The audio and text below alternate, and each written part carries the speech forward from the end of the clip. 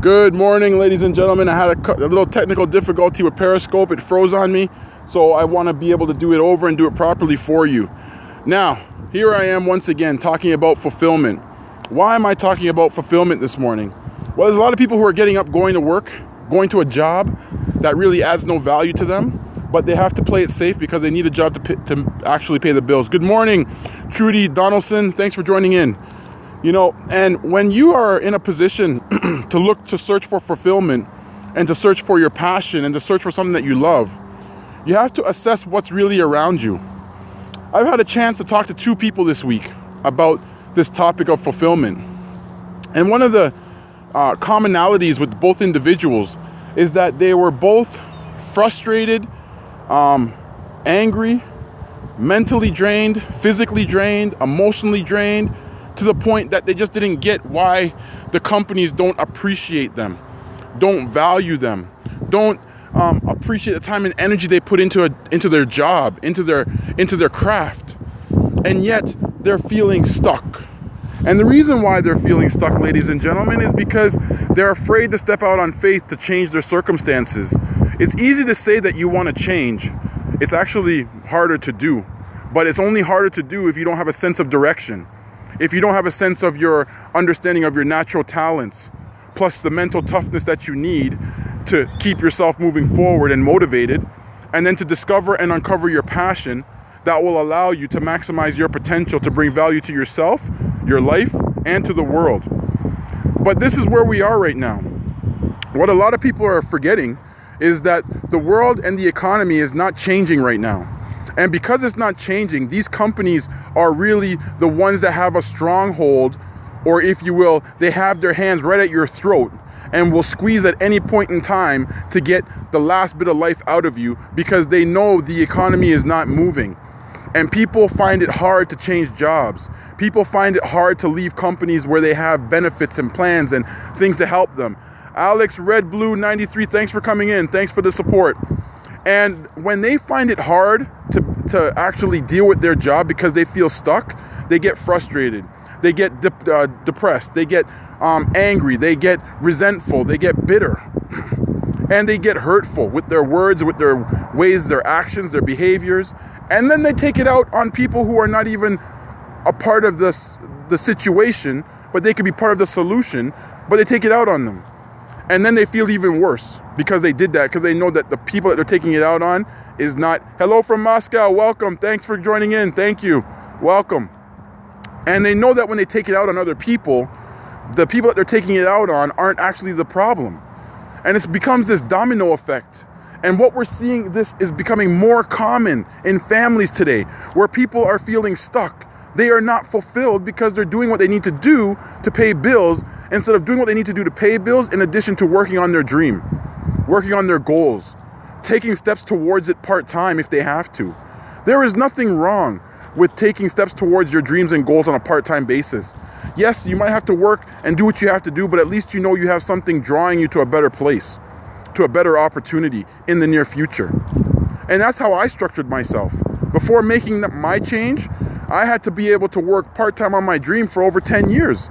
Which means I had to work for people and pay bills and make sure my mortgage was paid and my food was on the table and all my things were paid up. I had to do that. So I can't give you guys, honestly, quote unquote, advice on something if I haven't done it myself. I have reference on this and it's worked for me. I had to work part-time on my dream because I had to be in the reality of working at a job.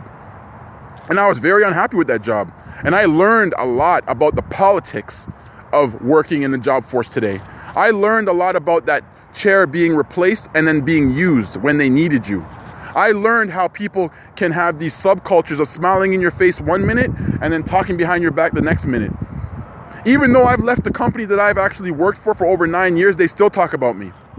And that's nice. I like that. I want you to think about me, but I also know that I'm motivated because I know that I'm doing the right thing for me. And that's what it comes down for you.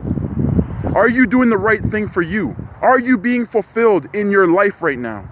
Is your fulfillment lacking because you're putting all your eggs in only one basket and you're not looking at the opportunity that you could have to work on your dreams and goals on a part-time basis, to bring you value, to bring you happiness, to bring you joy?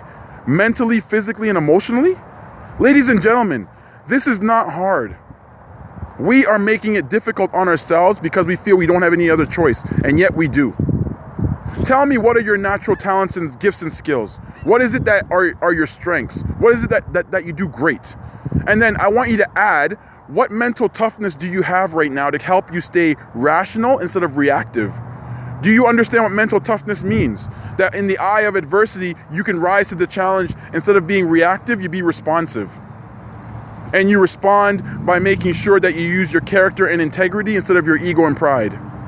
And then you take that to the next step where you discover your passion and you uncover your passion, the thing that you love that you would do for free as well as doing it for a fee. That's when you know you love what you do. And by the time you put those three elements together, you have something that will allow you to maximize your potential, to bring joy and fulfillment to your life, but also to others, including family, friends, and the community. That is what life is about. That's what discovering and uncovering your destiny and your whole reason for living is all about. It's not tied up in a place where people don't appreciate you. It's not tied up in a place where you're working 12 hours a day and giving your heart and your soul, and yet everybody else is benefiting off of your heart and soul and your sweat and all your time. And there's not one person coming around saying, you know what, John, Terry, thank you for the work that you did. Sarah, thank you for the work that you did. None of that happens today. There is no pat on the back anymore. It's only a pat on the back to ask you a question, to do something to help someone else, and then that's it. And once it's done, it's done. There's no personal connection anymore, ladies and gentlemen. All a facade. This stuff is not real. That people think that people are going to come together and we're going to work together and be respectful of each other and we're going to love and hug. And that's not happening in the job market anymore. It's about kill or be killed, or even better, it's about people finding a way to recruit people to think just like them, that when they see someone who's a threat, that could be someone who has something positive about themselves, but they see it as a threat because they only march to their own beat, they're going to challenge those individuals. And they're going to try to break those individuals. And I can only speak from my own testimonial. That's what happened to me in my last job. I was someone who didn't care about what other people thought. I just went out and I did my job the best I could. And in addition to that, after doing what I did my part-time business. And my part-time business started off private, and then it became public. And then once it became public, through YouTube, writing my first book and getting it published in 2009, and then doing speaking engagements for free where I volunteer my time, word started getting around. And then when word started getting around, people had time to sit down and talk about it. People had time to go and hang out and talk about, oh, Mark is doing this, Mark is doing that. How is he doing that? Versus, how can we encourage Mark to keep on keeping on? Nobody wants to encourage anybody anymore. They just want to know how they want to break people down. It's a love-hate relationship. All they want to do is love you when you're going up and then try to pull you down and hate you when you're making progress. So think about the art of fulfillment. Think about how are you being fulfilled right now personally before you think about anything else, and make sure that you're putting yourself in a position to make a decision at some point in your life to say, I'm ready to go after this dream or goal right now, and I got to start small before I start big.